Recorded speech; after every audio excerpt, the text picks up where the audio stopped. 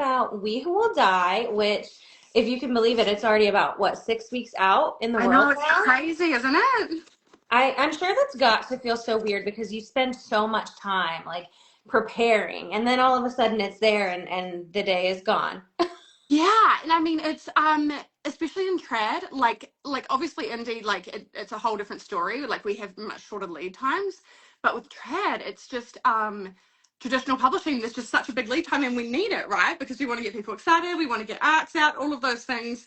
But it's definitely I think you get a bit of a like post pub hangover almost, where you're like, what now? Thankfully, then it's time to get cracking on book two, or do your edits or whatever, right? Right. Well, and I mean, I'm not trying to spoil anything here, but I think anyone who has finished this book will be glad to know that you are working on book two. Um, but before we talk about it, I would love if you would just tell us a little bit about your author journey and how you got to where you are right now. Sure. So I was one of those kids who was always reading in school, reading on the bus, reading when I should have been actually talking to my friends.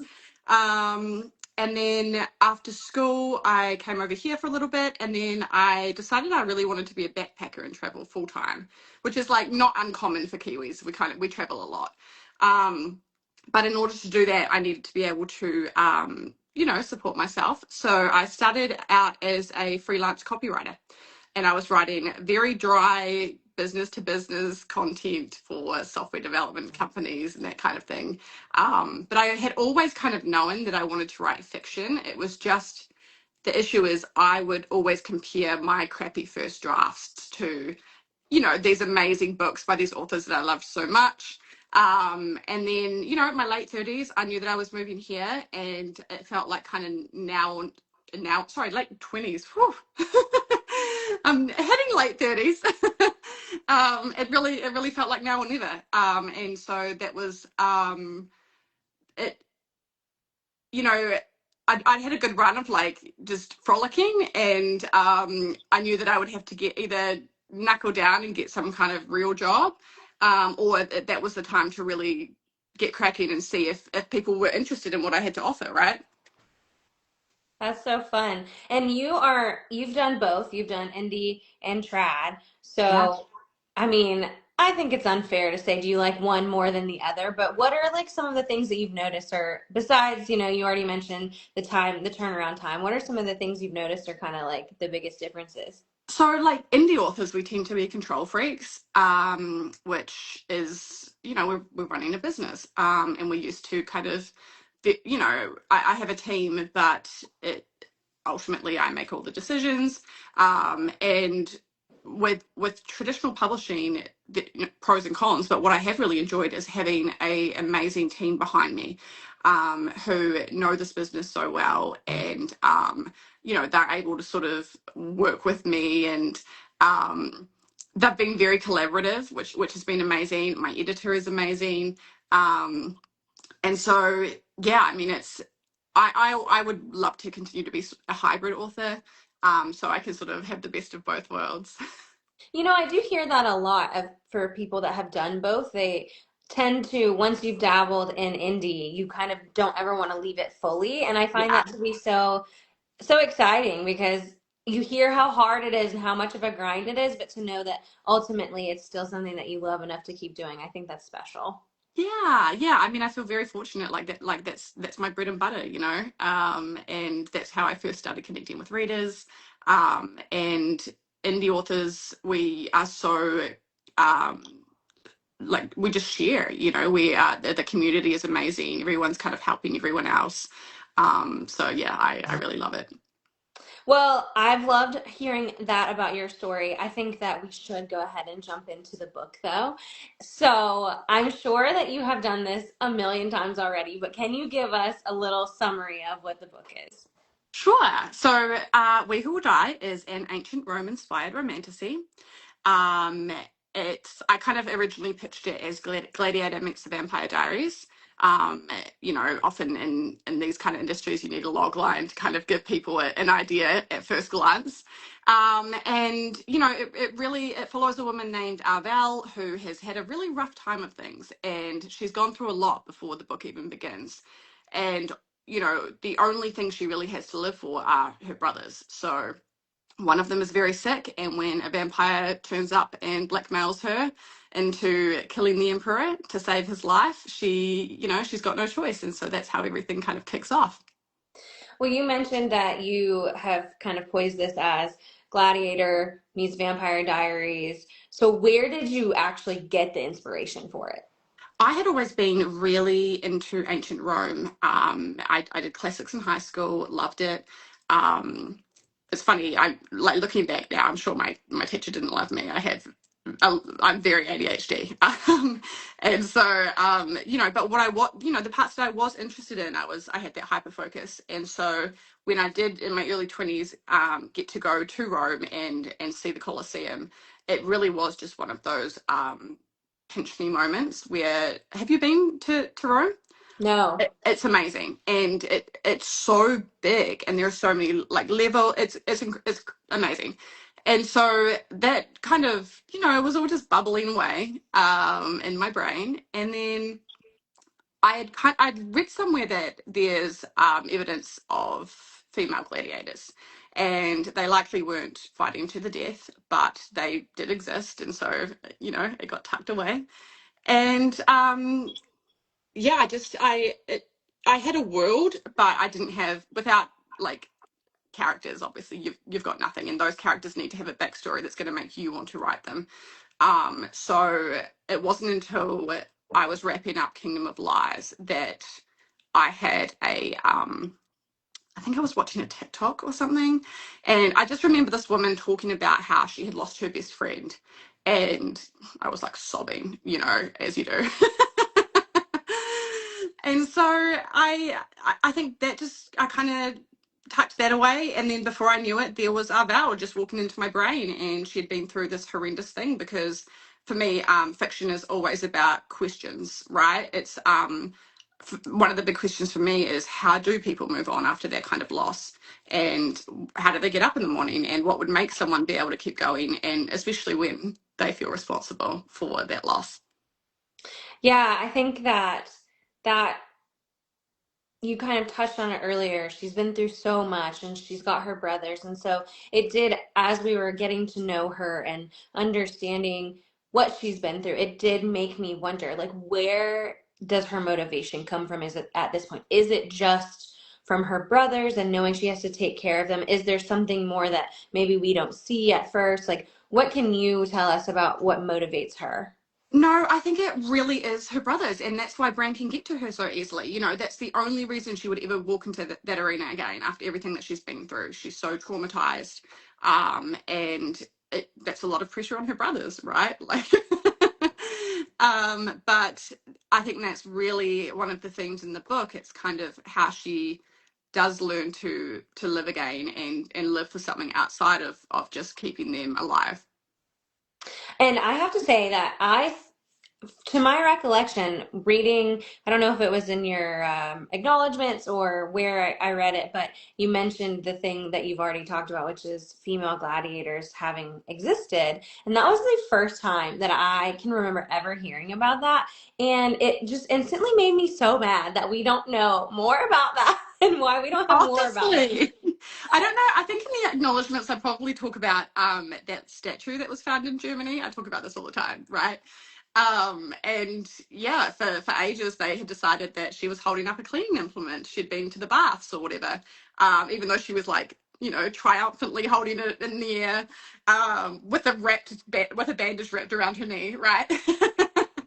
Yeah. And so yeah, those kind of studies have been kind of coming out, and it makes me very curious to think about what it was like.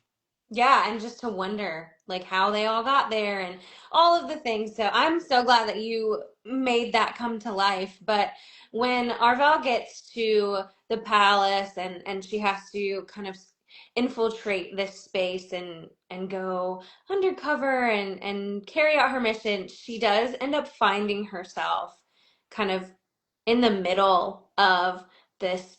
I don't know if you would call it like an ego fight or just this really tense relationship between two vampires that seem to hate each other. So, what was it like writing those dynamics and also kind of keeping the mystery there and not making it so frustrating that we're just like, oh, forget it.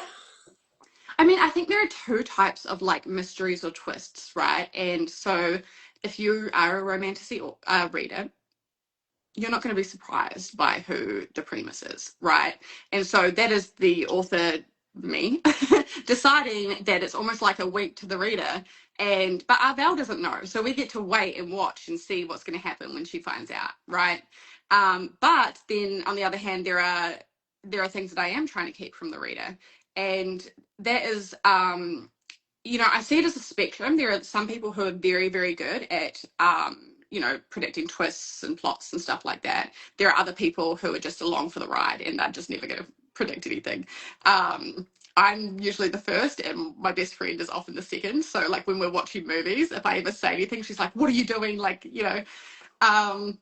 So it's kind of a span of people that we're writing for. So we're never going to get it exactly right. We're never going to kind of be able to cater for everyone. But the goal is that that section in the middle are going to be, surprised or at least engaged by what we're doing. I'm with you. I'm that kind of reader too. And it's so rewarding when you know that you're right about something, but then it happens and you're like, yes, I love that feeling. But simultaneously, like, I do wish that I could be surprised more often. Like, I try to ignore things because Yeah, I do want that feeling of like, especially in movies. yes, exactly. This book is written from one point of view. So tell us what made you, was it ever a question? Was it ever going to be more than one, or did you always know, like just this one? So I did know that this would be one. My Kingdom of Lies series has multiple points of view, but with this one, it was really important to me that the reader only knew what Arvel knew, and she's somewhat of an unreliable narrator. She doesn't even admit how she feels about things to herself, right? And at the same time, I didn't want anyone to know what the MMC is thinking at any time. Um, so I do believe, there are pros and cons. A lot of people like dual POV, but I think we do get a little bit more mystery in terms of the romance often with that single POV, and that's what I was aiming for. Well, I think that you did a great job because there are moments where you're just like, I don't know. I don't know what's going on. How do you build an entire world for people while giving them enough but not overwhelming them? And how do you keep everything straight? I mean, again, I think it's a spectrum. Some people want a lot of world building, some people don't want a lot, and it's you can't cater to everyone. So you've really just got to kind of do what you want. For me, I like to be dropped into a world, which is what I very much did. But when I was actually building the world, I have a tool that I talk about a lot. It's called Miro or Miro. Have you heard of it? No. So it's an app, and you can essentially, I don't know if you've ever seen, videos of authors with like a blank wall in front of them, and they've got all their little sticky notes and they're creating their plots. Mine are too big for walls, like especially when it's a series, right? So Miro is very good because you have all these sticky notes and you can kind of create all of these things and put them all around. So I do a lot of plot work in there, but I also have a lot of the character stuff. Gods and world building and all of that kind of stuff is in there so that I can refer back to it when I need to. Yeah, that sounds so overwhelming for you as the writer, but I'm glad that you do it. I'm glad you put the work in. Thanks. What is your favorite thing about Arvel? Ooh, I think, you know, I'm like trying to think like one thing, because she's got her weaknesses as well. But I do think that my favorite thing about her is probably that even though she tries her best not to care about people, she always does, to her detriment, right? We see her acting impulsively occasionally, and a lot of that is because, and she even says, I know what it's like to lose someone that I love, and I don't want to do that to anyone else. And so I think that was really fun to write as well. A character who just doesn't want anything to do with anyone, and then you've got people like Maeva who are just not going to tolerate that, right? Yeah, I loved that dynamic. I think that it helped. I mean, we already had, the backstory of her in terms of she cares so much about her brothers, and we know how much she loved her Fred that she lost. But that incorporation of Maeva really, I think, showed a soft side of her that, like you were saying, she doesn't necessarily want, but I think Yeah. that that made her just that much more relatable. Yeah, Maeve's fun because she is such a kind of bubbly, happy person in spite of, like, she's actually had it tough as well. But at the same time, she is willing to draw a line when it comes to Arbel and be like, you know what, you're being a shitty friend.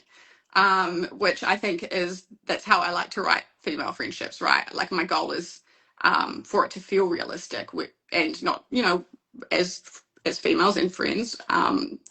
I feel like women contain multitudes, and relationships are really complicated, and so I'm always trying to get that across. Well, what to you is the most important element of storytelling? Character. I think you could have a world where you just don't know much about it at all, um, but if you don't care about, like, if you care about the character enough, then you'll still be invested. Whereas if you have an exceptionally flat character where we don't feel those stakes and we don't care what happens to them, it doesn't matter how cool your world is or your lore or even your plot. Um, you're just not going to feel engaged. What is one thing you would want readers to take away from this first book in the series? I think probably something that our Val is starting to take away by the end, and it's that you are stronger than you can imagine, and that even you can survive more than you could ever think as well. Yeah, I don't care who you are. I think that's always such a really important reminder. Yeah, especially in these trying times. Yes, yes, yes. You already talked a little bit about kind of, well, no, you didn't. I didn't ask this question yet. Excuse me. Backpedaling. I want to not get any spoilers here, and I don't want to ruin. I mean, we're still relatively close to when this came out, but what is one or two things that we can expect from book two? We will see more of the greater world. We will learn more about certain characters. I'm definitely trying not to be spoilery here.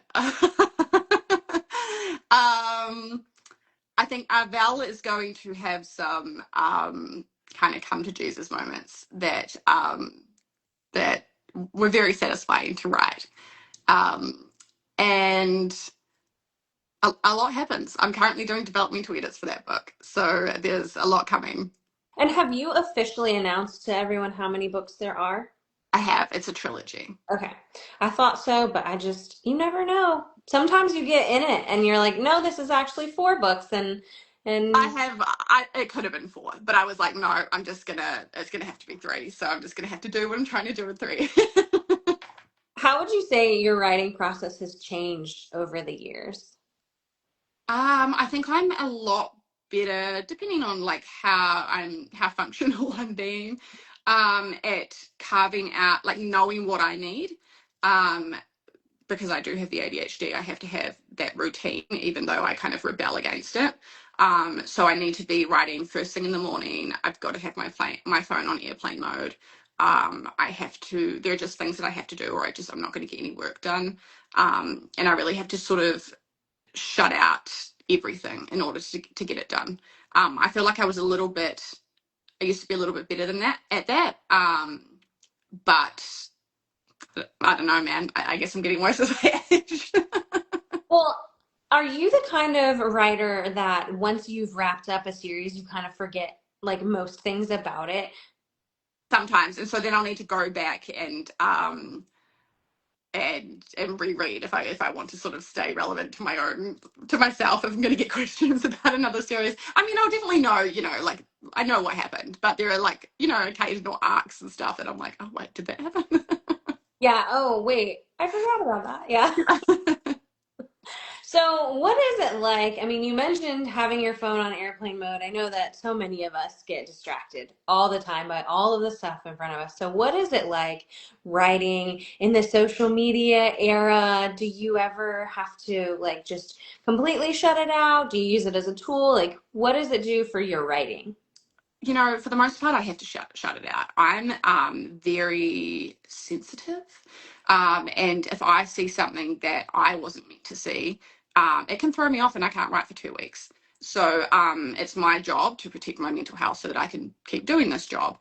And so I really do. It got to the stage where like I found that I would be, on Book Talk or something, and um, I would just have a jump scare of something terrible, and so I had to kind of be like, I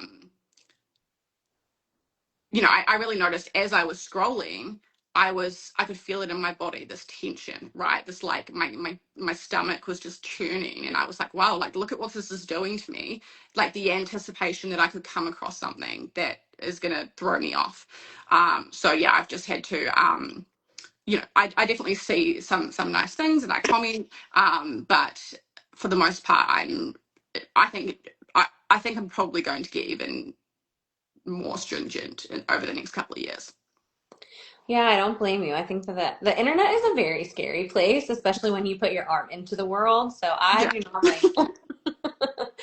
How do you navigate writing and press and marketing? And this is, I mean, I know that this is even more important for indie times when you're doing indie books, but how do you do all of it? Engage with the readers, do the actual writing, promote your book, and stay as sane as possible. I'm very lucky now. I have a team. So I have Sav, who's one of my PAs, and I also have my best friend, who's my business manager, and she very much runs the show. I'm very much like I just work here. So without her, I would be lost, and together they are a great team. And so I obviously am heavily involved, but I have had to learn to step back, and that's kind of where she thrives as well. Like me, just kind of letting her being like, "Hey, I'd like to do this thing," and then checking in. I love that. What is one piece of advice that you would have for writers and aspiring authors? I would say, don't do what I did. Don't let your current skill level throw you off. I think if you are a big reader and you enjoy writing, you have kind of an eye for quality in some ways of like how things should sound, how things should kind of feel. And when you begin writing, and honestly throughout your career, there's the constant frustration of not achieving what you're trying to achieve. And that's just part of it. And so if you kind of give up too soon and don't allow yourself to become better, then you don't get to live that dream then, right? That's the reality of it. So I definitely think letting yourself get demotivated by someone's 19th iteration of a book that has had a million edits, and they're a career author, don't compare yourself to that, and just focus on continually up leveling your own craft. I think that's great advice for every area of life, not just writing. Just there's no room for comparison. You've just got to do your own journey. Keep your eyes on your own page. So we know that book two is coming. No pressure, but is there anything else that you're working on that you can talk about? I have like a little passion project. I can't really talk about it because like no one really knows. It's really just me writing, and this is my remarkable. I do everything from here. And so all of my plots and stuff, like I do a lot of free writing, especially if I'm kind of blocked. But I started writing a project by hand, and it's literally just a few chapters here and there. But right now I'm just fully in book two in that world, getting these edits done before I take off traveling again. And do we have, I should have looked this up before we spoke, but do we have like a release date or title spoiled yet? Or how are we? Yes. Oh, So okay. book two is called We Who Will Rise, and the it's coming out January 2027. And yeah, it's rural systems go. Well, if you want to come back and talk about the squeezing the middle book in between the two bookends, we should definitely do it. But Yeah, I'd love that. thank you so much for joining me. I've really had the best time. I ended up with, like, I think 4 or 5 copies of this book. I Oh, don't I like, love that. I mean, it's not that I didn't mean to, but I don't think I realized it until they were all staring at me from my shelf. And I was just like, I love that for myself. Yeah, good on you. It's easy um, to do. yeah, it is, especially with all the beautiful copies that came out. Honestly, I don't know if you can see some of the ones behind me. They're not all that series, but I'm very lucky with all the special editions. Yeah, I have, I think, is that the Fairy Loot one? I think I Yeah, have at the that top one. there. Yeah, I Yeah. have that one too. It's gorgeous. Well, thank you so much, everyone. You need to read We Who Will Die, and book two will be here before we know it because it just moves so quickly. But thank you so much, and good luck as you're going through your edits. Thank you. This was fun. It was good to see you. You as Hopefully we can do it well. again. Yes, See let's ya. do it. All right, bye.